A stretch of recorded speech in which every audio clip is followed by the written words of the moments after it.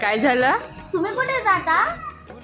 मी येत्या 6 डिसेंबर 2025 रोजी महामानव डॉक्टर बाबासाहेब आंबेडकर यांना अभिवादन करण्यासाठी लाखोच्या संख्येने लोक चैत्यभूमी येथे येत असतात।